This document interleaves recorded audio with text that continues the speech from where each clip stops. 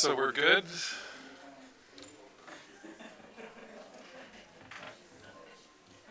All good? Karen, are you good on your end? Okay, good evening everyone. Thank you for your patience for dealing with a few technical issues.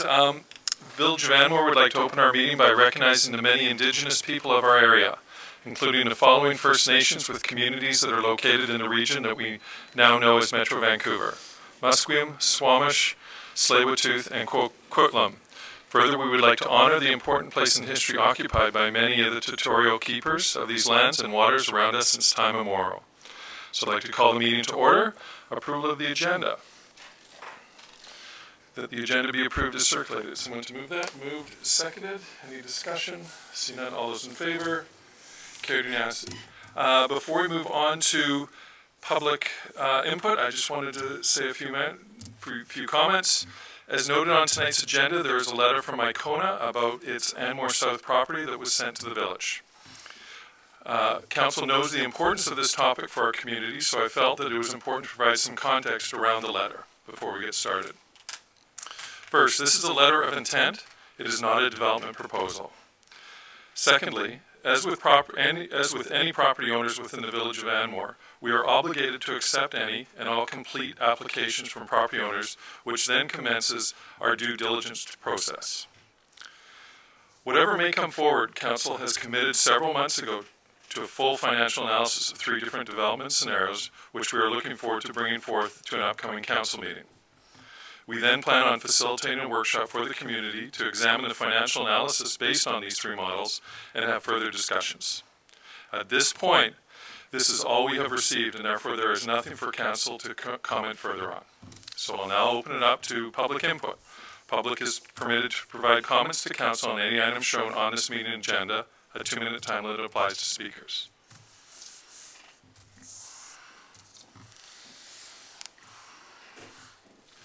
If you could do your name and address first, please. Nancy Maloney, 1724 East Road. And John, related to what you were saying, after I saw the letter from Icona indicating their intention to amend the OCP, I discovered that Anmore, unlike other communities, at least on our official website, does not have a process for doing this. So I've printed Coquitlam's application as an example, but communities all over the province have very, very similar guidelines. So my question is, will Anmore be developing such a protocol document, given it seems like we don't as yet have one? No idea. Sally, we do have a development control bylaw that's available on our website, so I can certainly forward that on to you if you like. But we have nothing like an OCP amendment application guide. We're also required to follow certain legislative requirements in relation to considering OCP amendments, so that would be outside of what our bylaw considers. So there's not a plan, is your answer, to just develop something like this? No, I'm saying we do have legislative requirements that we have to follow when we're considering OCP amendments, and also we have an internal development procedures bylaw as well that we follow. Okay, yes, if you could send that to me. your name and address, please. My name's Trudy Schneider, 2318 Sunnyside Road. So similar to the Lytton letter that we received a few weeks ago, I would like to encourage Council this evening to again remove a letter from the consent agenda. This time, that letter you were referring to, Mr. Mayor, the letter from Icona. The suggestion from Icona in that letter that they will, and I quote, facilitate the payment process, and so that the village will expedite Icona's application in a prompt and proper manner, and that's another quote, was to me a bit disturbing, and I'm wondering about the implications in that statement. I really resent that suggestion, that the village process is less than proper, and that the village is less than prompt ordinarily. And I'm curious to hear Council and Mayor comment about that. And I hope that our process is not one that can be affected by facilitated payment. I'm not really sure what that means, but maybe that could be explained this evening as well. Thank you. Good, thank you. Any other comments?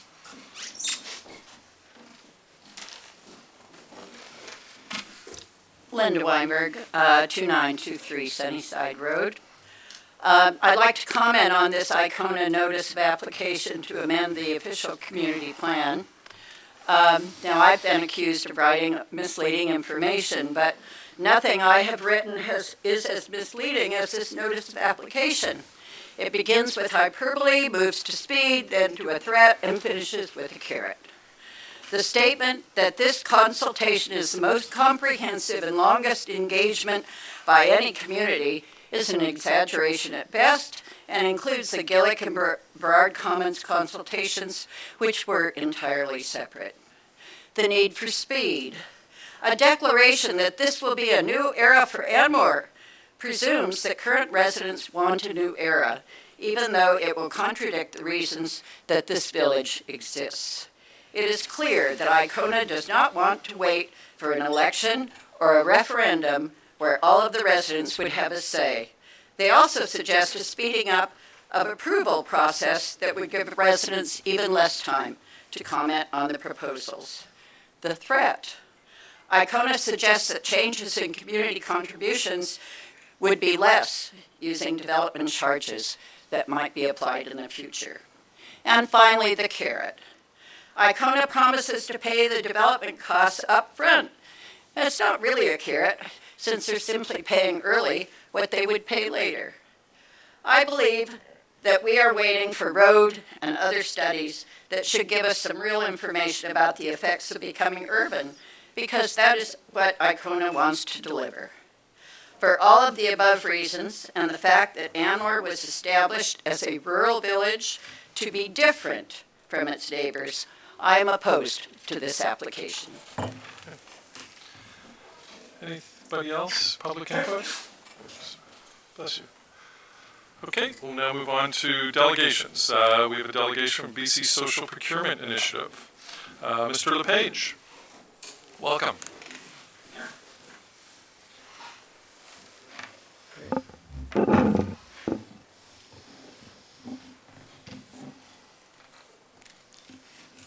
Great.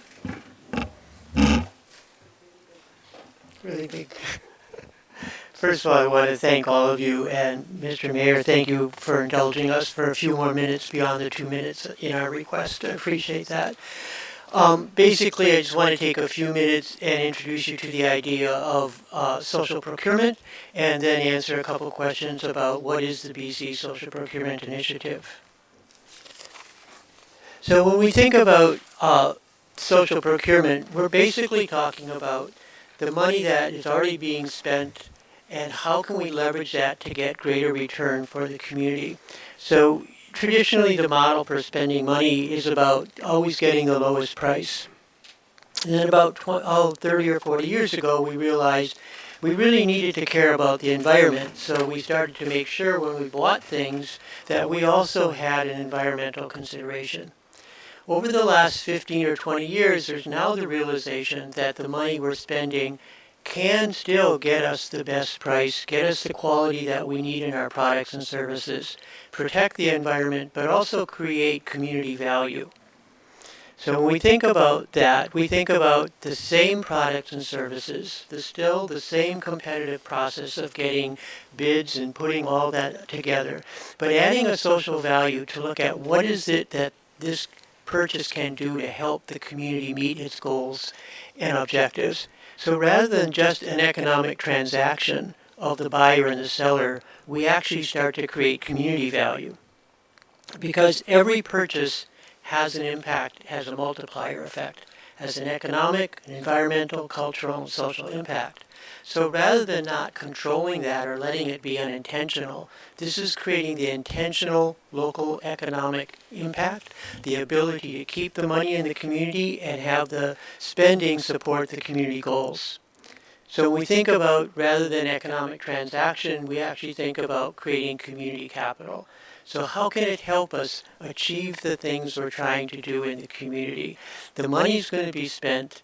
The money is in the budget. It's how do we get the best value in that process? So one of the things that always comes up is what can we do? I think we can look at goals like local employment. We can look at small businesses in the community. We can look at skills and training. We can look at the community economic development that can happen with what the village is spending in tax money anyway. And some of the key areas, if you start to look at what are you trying to achieve and what's in that goal, what's in that city plan, how can the purchasing start to achieve that? And how can the social procurement support local economy? So the more we can recirculate the money that comes here, the better it is for the entire community.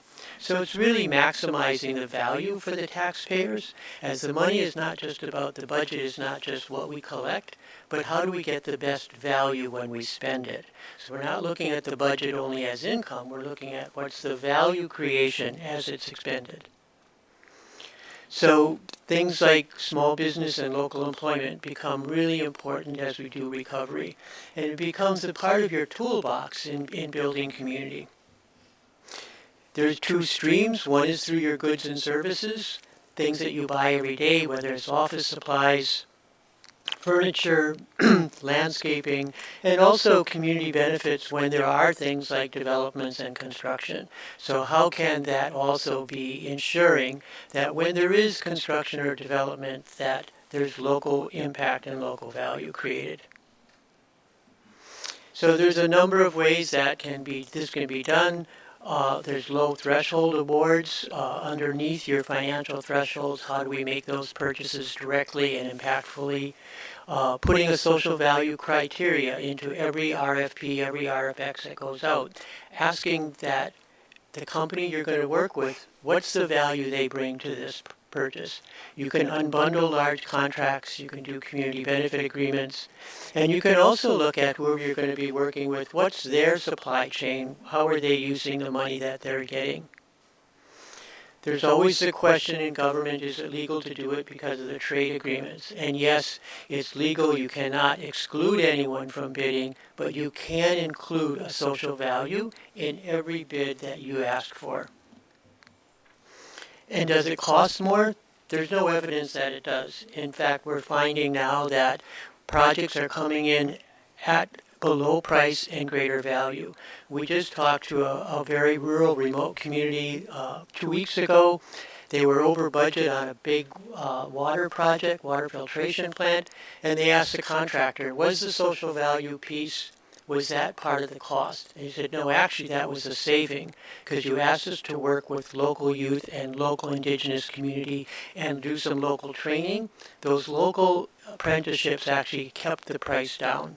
So there's actually value created. And the other thing is what we want to do is with BC Social Procurement Initiative, which started by two mayors, the mayor of Tofino and the mayor of Victoria, several years ago. We're sitting down and saying, we're spending this money, how can we create value? So we started working with Victoria, Tofino, and a number of municipalities on Vancouver Island and Sunshine Coast. Got up to, there's about 30 participating right now, and it's a collective effort. And then when the government came in last year, they asked if we would expand that across the entire province. So we're now working with municipalities across British Columbia to look at how can we take the existing municipal spend and create healthy communities. So the co-chairs and the whole project is run by, the members. So the mayor of Squamish, Mayor Karen Elliott, is one co-chair, and Councillor Colleen Evans from City of Campbell River is the other co-chair.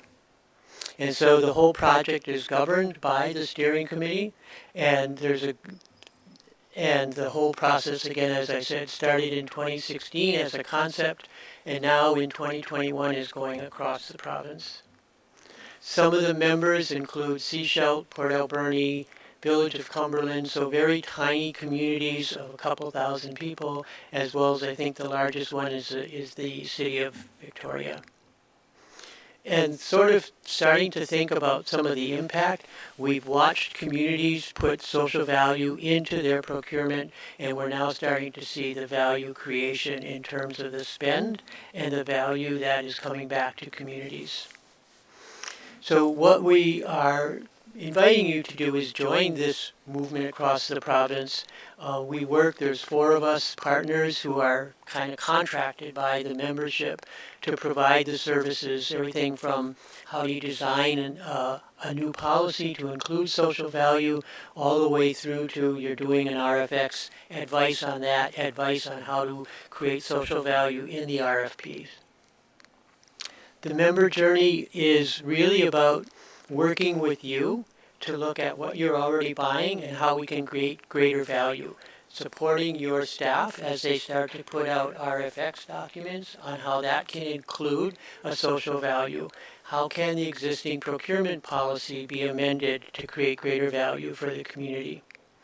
So we have a whole set of resources that are for members only, and that includes templates and guidelines.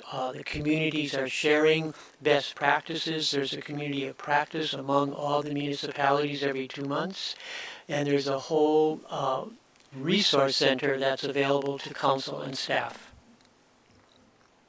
And then the coaching, Larry Berglund with Presentations Plus, who's had an entire career working with government procurement. Vancouver Island Construction Association is one of the partners, and then Buy Social Canada, we're a social enterprise that works in social procurement. We've been contracted by the members to work with them on this project. So we work with you to help identify what your goals are, what you're trying to do with your procurement, how to adapt that, and create greater value for the community. And so basically joining, there's annual fees, and then there's what comes with that is the collaborative learning, the support for you to implement it, and you get consulting time as well as the engagement with the other members. So I'd be glad to answer any questions. I know this is very quick, but you're going to have the PowerPoint, and there's lots of information on the website, and I want to respect your time as well.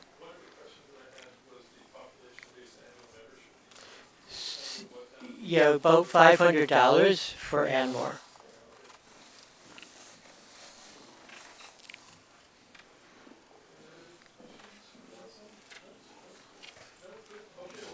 Great. Thanks very much for your time.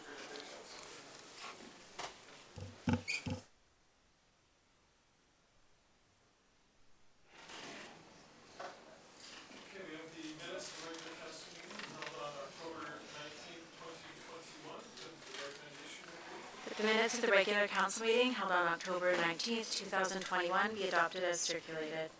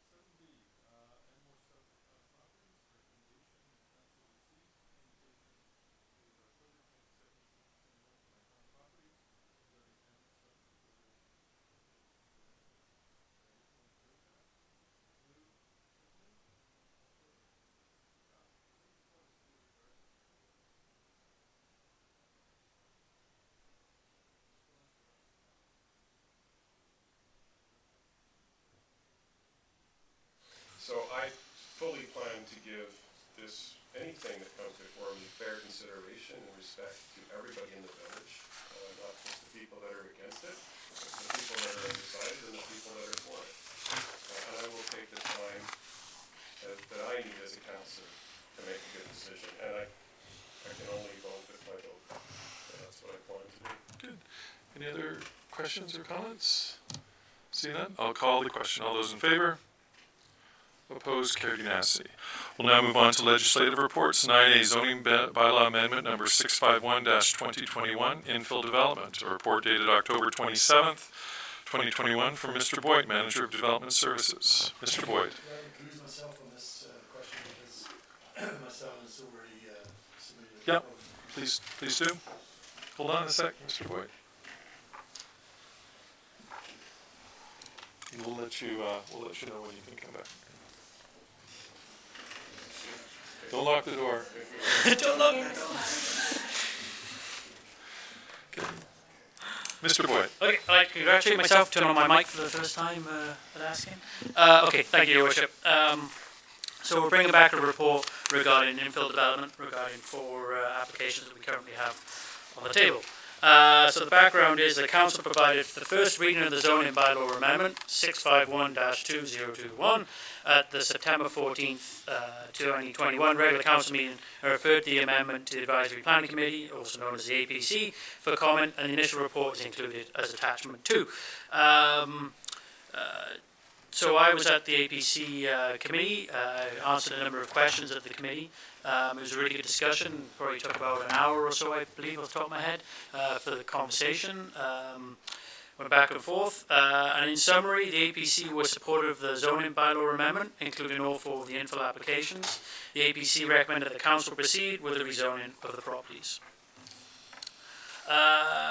So we've reached out to the property owners regarding the CAC contributions and had positive feedback regarding confirming the contribution of the CACs for all 4 applications. So that's 2175 East Road, 125 Hummingbird Drive, 2345 Sunnyside Road, and 2110 Sunnyside Road. Following the initial review by staff, the infill applications for 2345 Sunnyside Road and 2110 Sunnyside Road, it was highlighted that an additional half-acre lot could be created following the 5-year moratorium on subdivision, as outlined in Policy 61 Infill Development. That's attached as attachment number 4.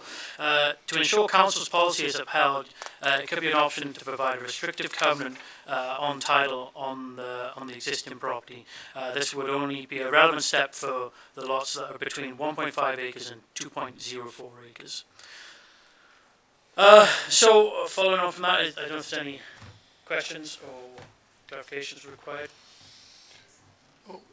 Provide one point of clarification, just because the report does indicate that 125 Hummingbird had intended to submit a letter requesting negotiation of the CAC. I just wanted to make sure it was clear that we have, since publishing the report, heard from that property owner to confirm that they are willing to contribute $150,000. Okay. Correct. Okay. Any questions from council at this point? Councilor Weber. So, sorry, the $150,000 on, like say for the lots that would qualify for 3 lots. So if they were to subdivide in 5 years, the covenant just says that the CAC has already been negotiated on that extra lot. Yeah, so the way it would work is because the applicants haven't, because it hasn't gone through subdivision, in Right. theory, the lots could just divide into 2 equal lots right now. And so it's unfair to take a CAC on something that, based on that. So one way you could look at it is by putting a restrictive covenant on the property, and the only way to remove the covenant would be to provide that, $150,000 in kind contribution to remove that application. That's the desire of council. Okay, so it would be a fixed dollar amount attached to the covenant, regardless if it was subdivided in 30 years or 5 years? So it could be whatever council decided it wanted it to be. Right now, the recommendation would be to set it at the 150,000 because that's what was being kind of reported in the past. But Okay. in theory, it could be a percentage. It could be whatever. Within theory, whatever you wanted to put on that covenant. Okay, I mean, it may be irrelevant in 30 years, but No, it's just something to consider. I think it does bring up an interesting question. And the question would be that, in 20 years from now, if per se, the council of the day decided on half-acre zoning to blanket the whole community, it would be sort of a deterrent to these people that would have this covenant registered.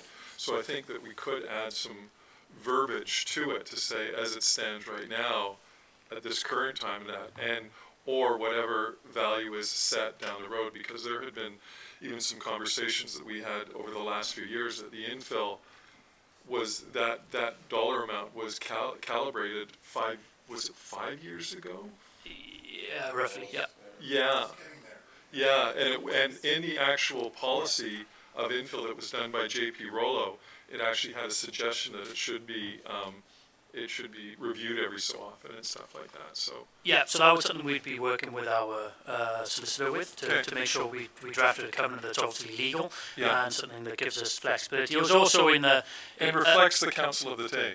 Exactly, and also there'd be an option with the covenant that actually council could remove that covenant if they so choose as well in the future if it didn't make sense. Okay, that was my next question. Yeah, good. Okay, yeah, Any other? okay, thanks. Good, thank you. Okay, do you Okay, want to if continue? you want, I've got a recommendation Yes, for you all. sure. Okay, the council give second reading to Anmore zoning bylaw amendment 651-2021, and the council directs staff to advise applicants of 2345 Sunnyside Road and 2110 Sunnyside Road that a restrictive covenant be placed on title to adopt the adoption of Anmore zoning bylaw amendment number 651-2021 to address the additional half-acre lots that could be created following the 5-year moratorium, and the staff be directed to set a date for the public hearing for Anmore zoning bylaw amendment number 651-2021. Could I get someone to move that? Moved and seconded? I just have one question. So under, Ms. Elrick, under the Local Government Act, how long does that, do we have to give notice? Is it a month? For the public hearing? Yeah, The public hearing needs to be in the first ad 10 days and the last ad not less than 3 days before the public hearing. so we would be able to get it done before our last meeting at the end of the year? We could have it as early as November 16th. Oh, okay. If I can get the ads in this week's paper. Okay, thanks. Okay, I see no other, I'll call the question. All those in favor? Opposed? Carried unanimously. Thank you. We'll just bring back Councillor Leitner.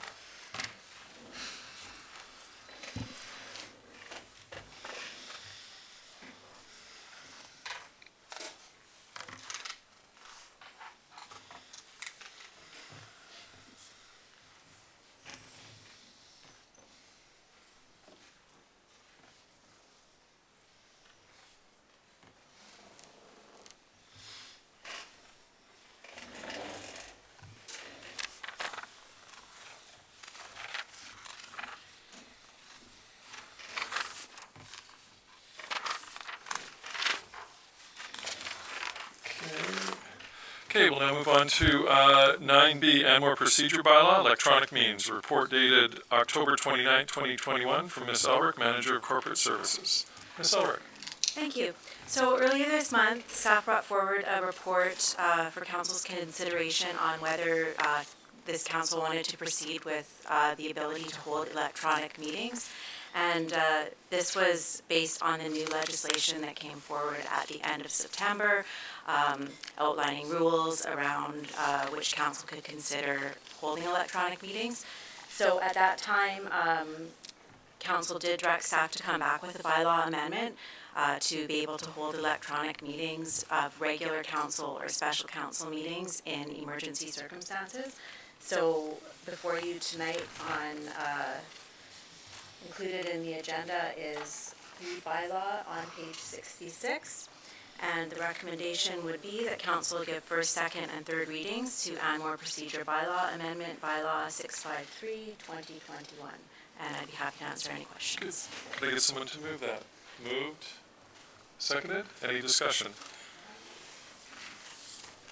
Thanks, Mayor McEwen. Ms. Elrick, just a quick question about, does this bylaw cover if and when we get the technology to be able to do in-person and Zoom? Does this bylaw cover that, or would that be then another amendment? So through the chair, if we were to implement this bylaw amendment and in the future had some further technological capabilities, we could definitely do a hybrid meeting under this amendment. Okay. So that wouldn't affect our Perfect, thank you. Ms. Halliwell. I just also wanted to provide a little bit of clarification, because I know there's been a lot of question out in the community about why we're unable to have Zoom and in-person meetings at the same time. And for us, it's not just an issue of the technological capabilities. We could certainly look at purchasing equipment to do that. But as you may have noticed tonight, I'm running our live stream. I was running the delegation, and I would then be running a third computer to run the Zoom meeting and having to coordinate that without the addition of another body here physically in the meeting to be able to facilitate that. So it's not quite as simple as just getting some screens up and getting some better technology. There's more to running a hybrid meeting than just that. Okay. Certainly something that's doable, but is more than just the cost of the technology. Good. Well, and I know as well, we can only run 3 Zoom meetings in here, or our Wi-Fi is inadequate. So anyway, that's why we usually send people home. So, okay. See no further questions. I'll call the question. All those in favor? Opposed? Carried unanimously. We'll now move on to 9C, Anmore Alternative Municipal Tax Collection Scheme Bylaw. Ms. Ulrich. Thank you. Again, this was before council at the last regular meeting, so this bylaw is in front of you this evening for adoption. The recommendation would be that council adopt Anmore Alternative Municipal Tax Collection Scheme Bylaw number 652, 2021. Okay, someone to move that. Moved, seconded. Any further discussion? Seeing none, I'll call the question. All those in favor? Opposed? Carried unanimously. Okay. I guess we're down. We're now on to the mayor's report. I've got just a couple things to bring everybody up to speed on. Last Friday, Metro Vancouver approved the budget for Metro Vancouver services. It came with a 3.5 increase in cost. That'll be going pretty much based up here in regards onto your assessed value. Halloween was kind of a great day for Halloween up here. The weather cooperated immensely. I was really surprised in my neck of the woods. We only had a group of about 4 or 5 kids came by. Did walk up through Ravenswood, which was still as busy as ever. However, the parking lot at the Village Hall was absolutely jam-packed with cars. So my presumption in talking to a few people that I noticed, I walked through Ravenswood, that it was from a lot of people visiting from outside of Anmore. A lot of the young kids have grown up and they're no longer young kids anymore. So anyway, it was a busy night, and it seemed like I talked to Chief Sharp today. Everything went fairly smoothly, and he was quite pleased. I think that there was, in years past, we had closed down Birchwind, the road at Birchwind, as well as Ravenswood, and I do know that there was some challenges with some traffic there. But we really haven't been involved that much in Halloween the last 2 years due to COVID. But hopefully in the following years we'll have to institute those closures again, because it was a lot of cars, a lot of people milling around, especially along Ravenswood and that. And then the last thing I just wanted to comment on is this Thursday we have a finance meeting. These are public meetings. You're welcome to attend. It's you get a better understanding about the financial situation of the village, and you're able to ask questions at the end of it. But they're very wholesome discussions and great meetings to have. So I'll now move it on to Councillor's report. Councillor Weber. Not too much to report. Had a good Environment Committee meeting last week. We made a few recommendations for changes to the tree management bylaw, which will be coming before council. And then I just want to talk about Halloween. I live in the Birchman subdivision, and I think we had a record, probably 160 kids. Everybody in my neighborhood goes all out, including me, and I think that we're getting a little bit of a reputation as a sort of a destination. But, some people asked me if we were going to block off the neighborhood, and I said we weren't, and we didn't need to. I think I counted 3 cars that actually drove up and down the street the whole evening. So I think people got the message, don't come and park in our neighborhood. So it was really good, kind of chaotic, but in a good way. So, yeah, it was good. Good. Anything else?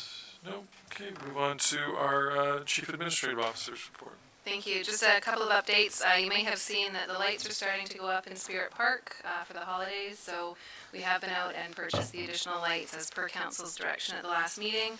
And also we do have confirmation that this year's Remembrance Day ceremony put on by the Port Moody Sail and Squadron will be virtual again, so the village will be sharing a live link that can be accessed by any resident to watch that ceremony online. Good, thank you. We have a couple of things of general correspondence, some communication dated September the 27th from the Ministry of Education regarding the Premier's Award of Excellence in Education, and then we have another communication from the BC Forest Workers regarding climate change. I'll now open up to public question period. Public is permitted to ask questions of council regarding any item pertaining to village business. A 2-minute time limit applies to speakers, and we will be going back into an in-camera meeting after this. So, any questions?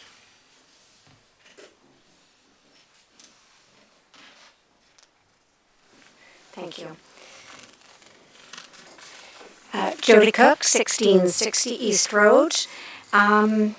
Mayor McEwen, I know you talked earlier about the reports of the various scenarios for Anmore South that the council have underway.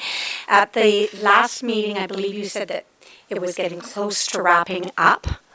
Do we have a timeline on when that will be presented or when you'll have the reports in? In my comments, it's going to be in an upcoming meeting. I cannot confirm it because we're still waiting for some technical data. Okay, thank you.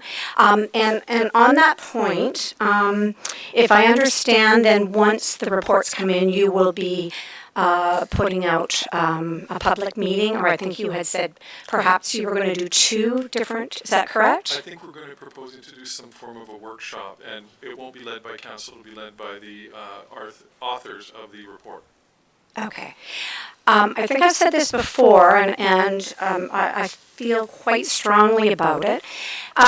Could we not have this or any of the public forums at the school? I know you said last meeting that you weren't sure if the school was going to be available or some sort of a hall. During COVID, it's very difficult to talk to residents. I know we have gone to a social platform, which is very difficult. What I would like to see, and a lot of people that I have spoken to, is we would like to be able to be together as a village, as residents, where I can hear what somebody else's comments are, we can ask questions, we can hear everybody's ideas, and just to hear it firsthand, and just to all be together and to kind of make a decision. Well, I know we're not making, but you know what I mean? It's going to be a very informative, and we had discussed holding it via Zoom.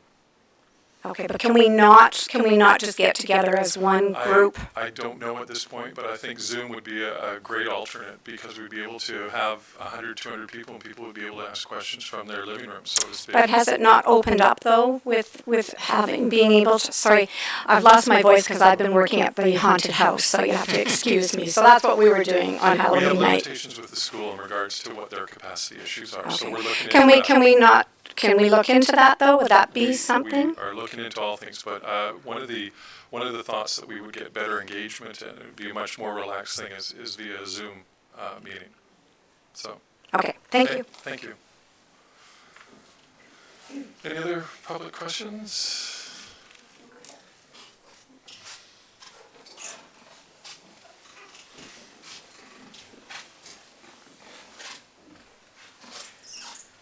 Andrew Simpson, 1466 Crystal Creek. Further to Jody's comments about getting the widest opportunity for residents to have a view on Anmore South is to hold a referendum.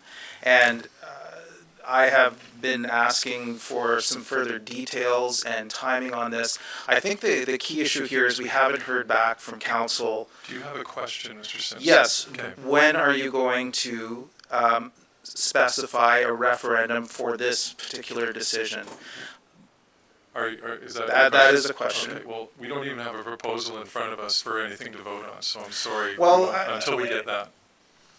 Yes, but you're having a study of options, and I think it would make a lot of residents much more comfortable that their voices are actually going to be recognized if there is an inclusion of a referendum in the process. Right now, that is excluded. It's not available for someone to have their view. As I think most of us have actually, we're not adverse to a referendum whatsoever, but we need to have a proposal first. Okay, so that if you're not averse to a referendum, what I'm asking is why can't we have that listed as part of the process? Right now, we have heard requests to speed up a change to the OCP from the landowner. We have not heard from council that they are committed to hearing residents' views on a referendum. Having a session, as you're talking about, with breakout groups and such, is exclusionary to small groups. It doesn't create the view of the community. So I do believe the Excuse me, what are you talking about? I'm talking about the Excuse me. Mickelson report. About breakout groups moving Having forward? dividing the community up. A referendum, an inclusive opportunity for all the residents to have a view. What I'm asking is, when can council put that in as part of the process? We'd have to see what proposal comes forward. Okay? Thank you. Whether it comes forward or not, we're not sure. Any other questions?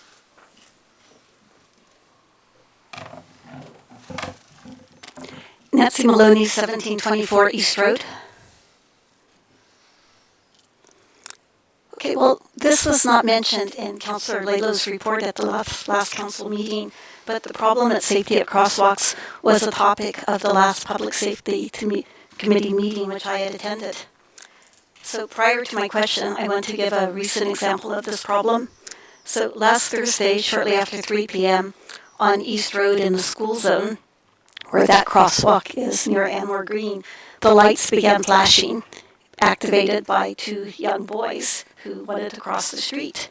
So we, of course, stopped our car, but two vehicles heading south drove through the crosswalk at excessive speed, well beyond even the usual 50K, and certainly well beyond the 30K of the school zone.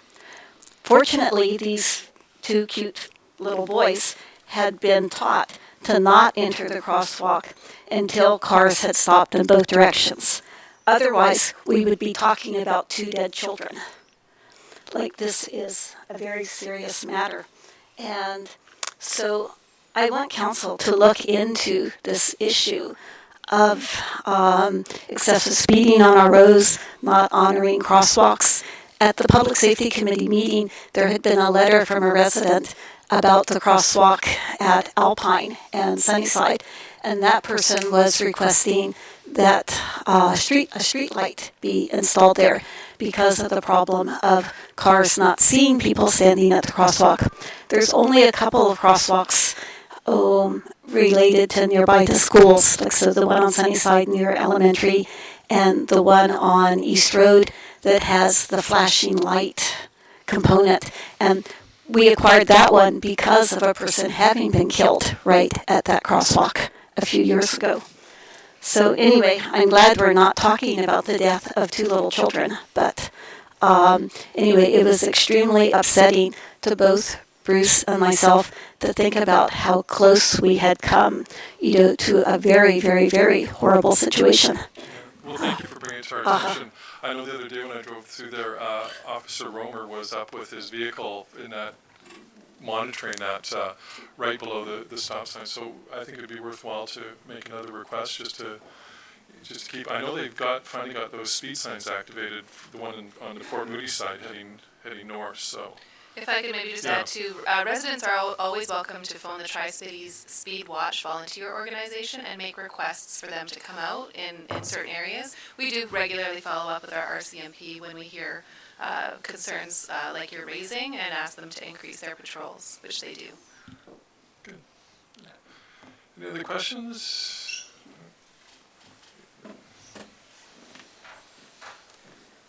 Jubin Jalili, 1501 Crystal Creek. Mayor McEwen, you mentioned in response to Mr. Simpson's question regarding referendum that you may entertain it if there's a proposal. Can you please elaborate? Proposal from who? Any from proposal. Residents? There could be a proposal from the hillside people, as we experienced about 3 years ago. Okay. So if I send you a letter officially asking, for a referendum, you may entertain it? Sure. Okay, there we go. Thank you. Thanks.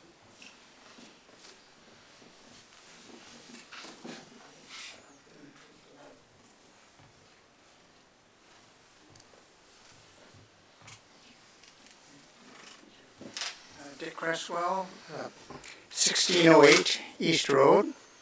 I wonder, Mayor McEwen, if you would clarify this issue about the referendum. It seems a little muddy to me as to what the procedure is in order to get a referendum on the table. Where would it be initiated, or is it a group that would be doing this, or an individual that would be doing that? Would it come from a council, or would it come from any one of the residents here? And maybe what form would it come in, so that we don't get hung up on technicalities? Can you put it in straightforward language for us, please? I would almost ask you, because you experienced the last referendum that we had here, which was on the daycare community center. I've never experienced a referendum here. I voted on them. I believe it would be a resolution of council. Okay. Under the community charter. So, If you'd like, Mayor McEwen, Ms. Albert could probably provide some insight from a procedural standpoint. Okay. Thank you. Through the mayor, from a procedural standpoint, in a matter such as what's being discussed here tonight, there would be no legislative mechanism for a referendum. An opinion poll could certainly be taken. A referendum that would be a binding referendum. I believe the Community charter community, does not allow no, binding. I believe that what you're talking about was in relation to some borrowing, Yeah. which would be a binding referendum. But there is no mechanism for a binding referendum with a land use decision. Yeah. That is covered under public hearing and the other legislation. So certainly council could, consider any opinion poll, that type of thing, but there is no legislative mechanism for a binding referendum in relation to a land use decision such as this. I wasn't asking for a binding referendum. I know there can't be a binding referendum. You and I have talked about that, Mayor. And so I'm not making reference to a binding referendum. I would just like to know what the procedure is for establishing a referendum. And if you're saying it could come from council, then I would ask, will council create a referendum, or, as you said, Karen, a survey, even if it's not a referendum, a survey?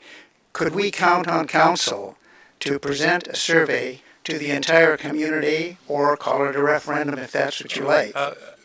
Yeah, absolutely. But I think we need to get a proposal in front of us so that we know what we can gauge a question upon. Okay, where would you like the proposal to come from? From a development, the landowner. From where? From the landowner, the developer, the proponent. No, it's from the residents, not from the residents. Yeah. Yeah, there is confusion. I'm confused anyway. I think, based on what I'm hearing, is residents are saying, does the proposal come from us or from council? But the answer is from the proponent, meaning that once the proponent makes a proposal for the land use, which they have not done yet, then we would be quite enthusiastic about a public survey. Does that help clarify it? The proponent is the land developer, is that correct? The land developer owner. Why would they be interested in a proposal, like in a survey? No, they're not. Oh. They're interested in making a proposal to develop the land. Yes. Once we see that proposal Right. and know what they're proposing, Okay, then we have enough information to do a public survey. okay. So I would ask that. Yep. When that happens, if they make a proposal, if and when they make a proposal, would this council commit to having a referendum on the designation of Anmore South lands? I would have to see what the proposal is. If it's an RS, if it's a CD zone, I don't know if that would be appropriate. We so far have been talking about a designation between urban and rural. Those are the only two things. I won't be doing that until we see the proposal that it even warrants it to be switched. Okay, I'm a little confused still. Sorry. Okay. I thought we'd been talking about this for quite some time. That is the designation of the land. We aren't talking, we've already said we're not moving forward with that, Dick. We mentioned that back in April, was it? April? Or May? Council's direction had been to undertake the financial analysis Yeah. before deciding whether or not, or what to do with moving forward with any designation change. Yeah.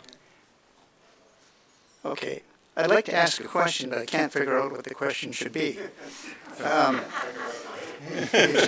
Yeah, you've kind of stumped me.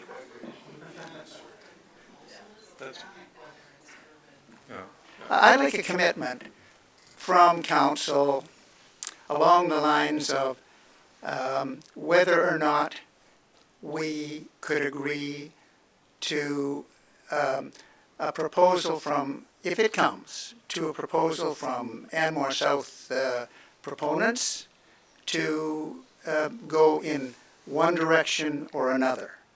I don't know if that's Well, clear enough. as you know, when a proposal comes forward to council or to staff, which we have received a letter that's forthcoming. Yeah. We don't know anything about it. When it comes, if it comes, we then have a full due diligence that has to be done initially through staff, as you know. They analyze it and everything.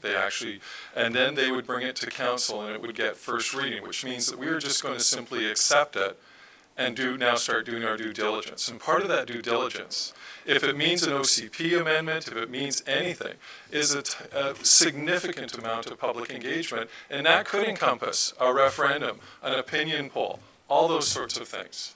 I'm asking, will it cover a referendum? We don't know what the proposal is coming forward. Okay. That's what I keep saying. Well, there's a letter in the agenda here, Yeah. which someone else has addressed, and it seems to me that letter is urging council to move quickly, and there are some carrots that are offered to council to do that, and so obviously they want to move ahead, and they want to get approval for something. I mean, I assume that they want to get approval to do whatever they want to do Dick, here. previously we received those sort of letters. We actually received a proposal, and before we were able to do anything on it, it was withdrawn. Okay. So we'll just have to wait and hold our breath. We're doing the same thing. Yeah. Could I just add some clarification? Okay. This is maybe a little bit further to what Ms. Schneider had asked at the beginning with her public input around the reference to financial contribution to process the development application. So that is very typical process, particularly for small communities like ours that don't have the resources to be able to process such development. Typically what would happen is when an application is received by the village, that is what would then sort of start the clock, as it were, for staff to be able to increase their resources in order to process that application. The process application speed and how it happens is all directed through council, so it's not based on any monetary contribution from the developer. What the letter is outlining is that they are willing to provide an agreement that would allow for us to start resourcing up, as it were, prior to actually having an application submitted. We have not made any decisions as staff or council to enable that or to enact it. So all we have is we've received this letter and we're still processing it, but wanted to share it with the community so that you are aware of the intention. Okay, well, I guess you should be aware of the intention of the community that it really wants a referendum or a survey at some point in time. But, you know, I guess if a proposal came forward that said, we want to build 20-story towers there and bring 20,000 people there, there would be no need for a referendum because I don't think anybody on this council would approve it. So that's why we have to wait until we have something tangible to look at. Just preparing. Thank you.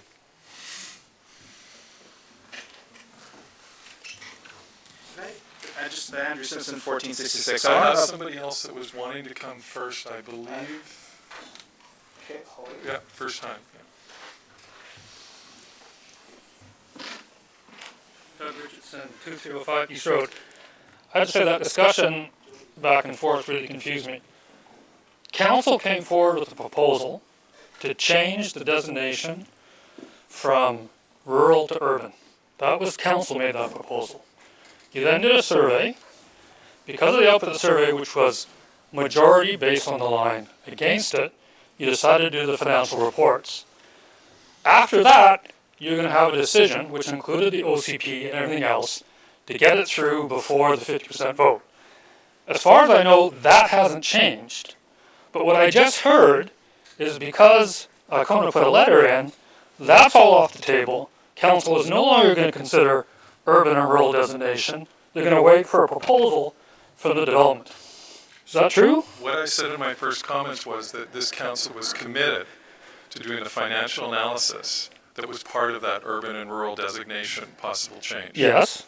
That's it. So we are still firmly committed, whether a letter arrived or not. Good. We So are doing that. then you could have a referendum or a survey based on the results of that financial information to the community to determine if you change the designation from rural to urban.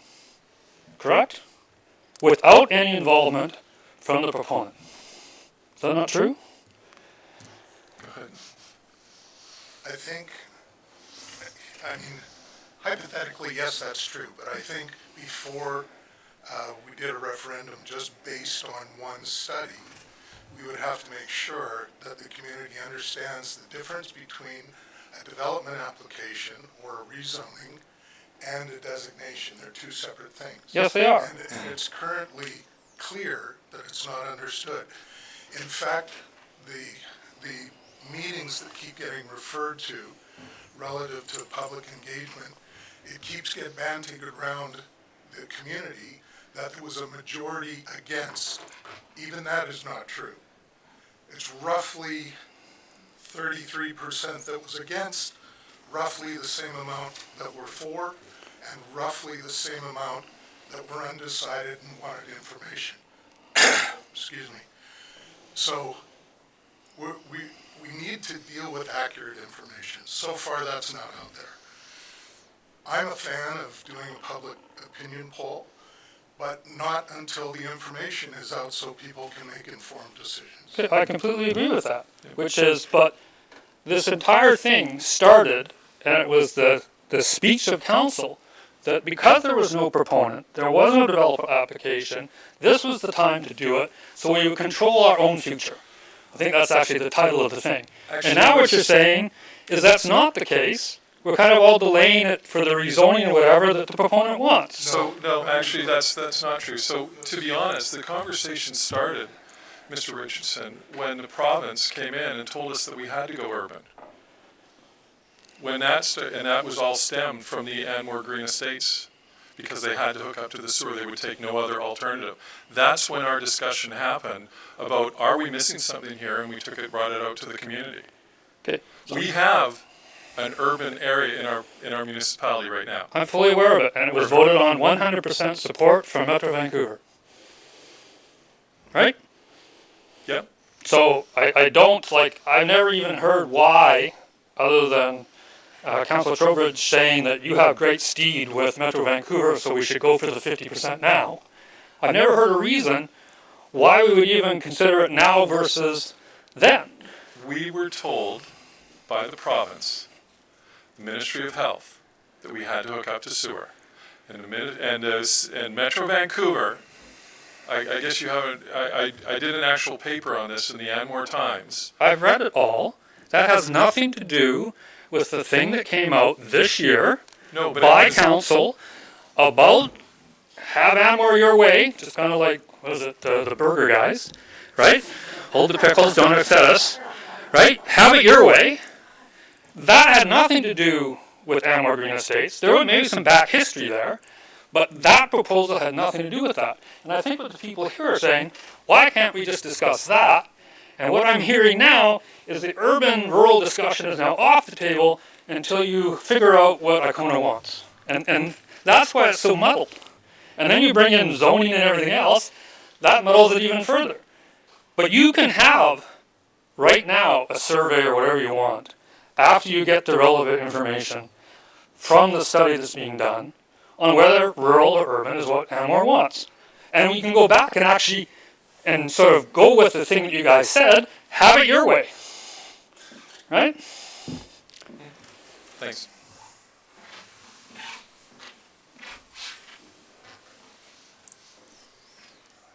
Just following up, Andrew Simpson, 1466.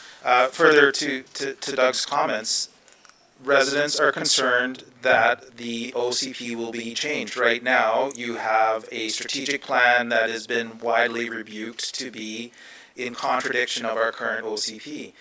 Residents want the option to maintain a rural designation in that special study area. We need an opportunity to have a referendum relating to that. It doesn't concern the developer whatsoever. I think that Anmore residents should have a decision on the land use before any proposal comes through. How would you say that our strategic plan refutes our current OCP?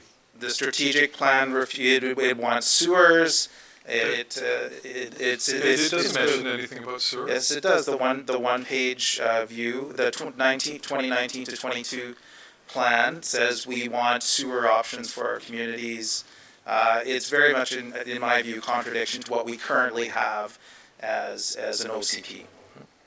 Okay. That's my comment. Okay. Any other?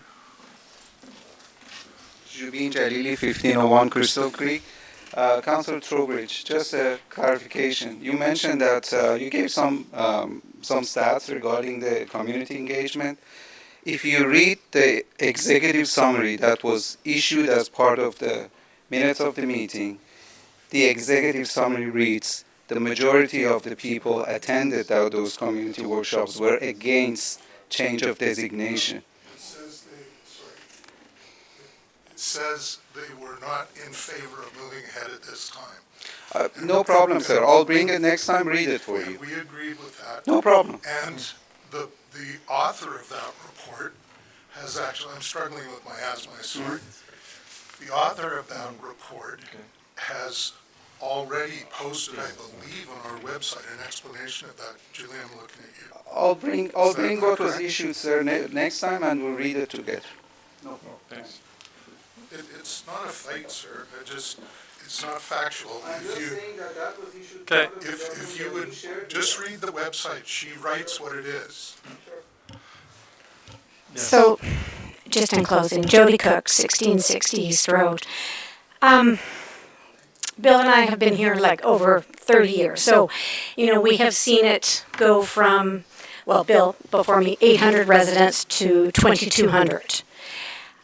I think a lot of the fear in the village is, like tripling our population. It has a big impact on everything. The traffic, for one. I keep saying this to people who live on the main streets. Sometimes we can't get out of our driveways. Mayor McEwen, you stepped up through the summer with the RCMP. It was backed up past our house. Well, it was backed up to the school. We're hoping that this year, like I said in my report, that Hydro is taking that seriously. Yeah, and I applaud you for that and the RCMP because it made a big difference. It really did. When I looked out my window and Bill and I said, what is this? This is traffic right past our house.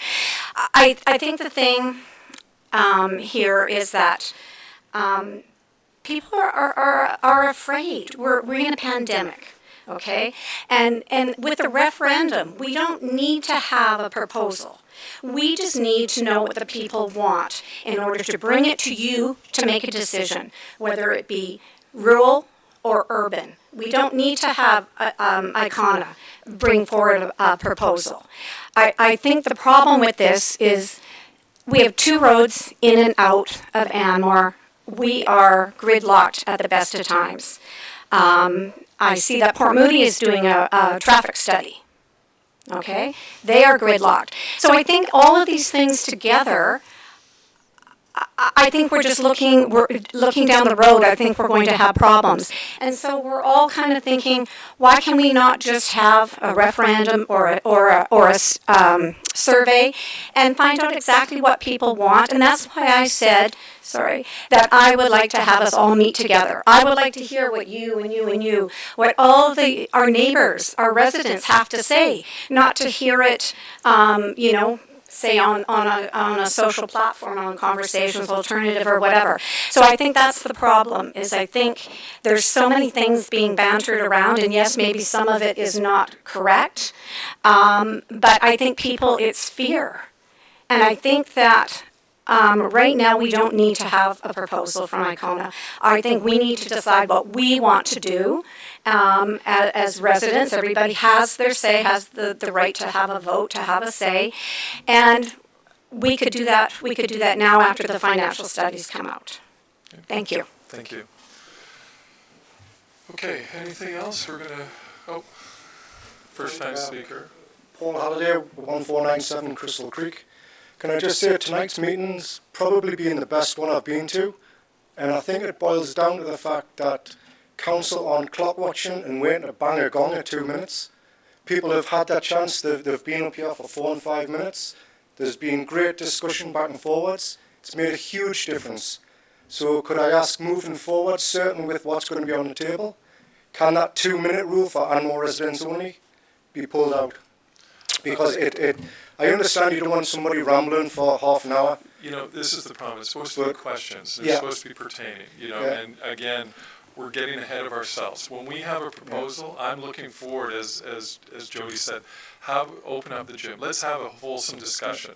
The problem, the financial analysis isn't going to be per se about Anmore South. It's going to be about different development scenarios that are going to be very informative about how we move forward in the next 5, 10, and 20 years. So I appreciate your candor. I just mean in general. Even for questions on the minutes from previous meetings, 2 minutes isn't a long time to come up and put your point across, or your question, or whatever it is. It needs to be extended, just so it's fair. Council get as much as they want, staff do, invited speakers, as much time as they need. Anmore residents have 2 minutes and then they're chopped off at the knees. Our delegations are very strict, but I'll tell you something that you can always do, is you can always reach out to any one of us and have an unlimited amount of time. Yep, I've met with Bill and Judy in the park for 2 hours and had a discussion with them. I'm here. If you want to just send me an email, my email is right on the thing. I'm and not I'd be talking more about than myself. willing to. I'm just talking about in general. This has been the best meeting that I've been to, and it's literally because you've never said to somebody your 2 minutes are up. And I think that's what's made it a great meeting, because people have had the chance to say what they wanted to say. Good. So that's a very positive point. Good. Thank you. Yeah. I'm just going to make a comment. I just want everybody to know there is a process, and sometimes the developer's process gets ahead of Anmore's process. Anmore has always worked very slowly. But I can absolutely 100% assure you this council cares what this village thinks and what this village wants.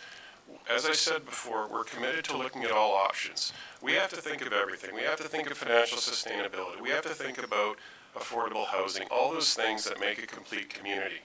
We will consider everybody's input, but I mean everybody's input. And if a referendum is the way to go, I fully support that. But I've always said so, and I said in my articles, what is the question? What did they say? A referendum does a great job of answering a question, just not the one you thought you asked. So rural and urban is just such a simple, broad explanation. It's a metro term. I demonstrated that, if we voted rural, are you saying to council, well, stuff as many people in there as that you can service on septic? Because I don't think you're saying that.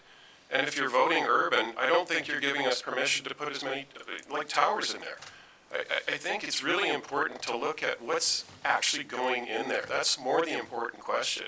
And I think until something's on the table, I think the whole rural-urban thing is meaningless. And I don't really know if people are going to know what they're voting on. So I am not opposed to a referendum. I'm just not there yet, and I'm not 100% sure that everybody is really informed. And I think that takes time. And if that takes a year, I'll give it a year. If it's a referendum at the next election, I'm all for it. But it's got to be a meaningful question. And I hope the next council respects it. So that's kind of where I am. But this council does care what people think, absolutely. There is no secret agenda here to rush development through if nobody really wants it. If we want to maintain an exclusive community with estate lots, then so be it. But I just don't know if it's the way to go. I don't know if it's what everybody wants. I know it's not what everybody in this room wants. But I don't know if it's what everybody in Anmore wants. And we have to consider everybody. So that's my soapbox. Okay. Thank you. One more, and then we'll... Maybe the last one. I think also the urban-rural is is the critical issue. Icona has promised sewers throughout Anmore. Sewers mean we're urban, period. So we know what Icona has suggested, what they have promised. They promised sewers. So if we're going to be urban, we are no longer different from Port Moody necessarily. We have the capacity then to have small city lots. We have the capacity to have many more people in Anmore South and in Anmore North because we have sewers. So I really think that the question of urban and rural is really where we need to go. Anmore was established, as you know, by myself, my husband, Bob Hunter, his wife Bobby, and some other folks who were eager to make a community which was different. And that was the whole point, was that we would be different from other municipalities that surround us. If we are no longer going to be different, then we might as well stop being Anmore. There is no more point to being Anmore, to paying counselors and staff and so forth, if we are going to be like everybody else. So that's my, not a question, it's my statement. So I just want to correct you on one thing.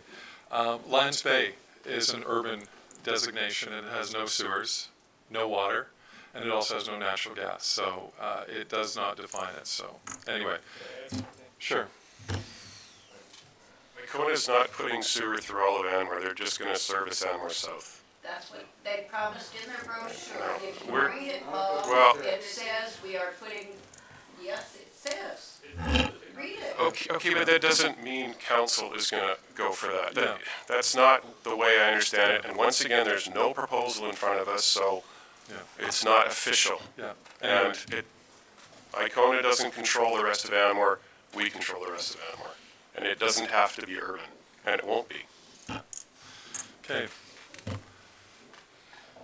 Yeah, one more. Okay, please.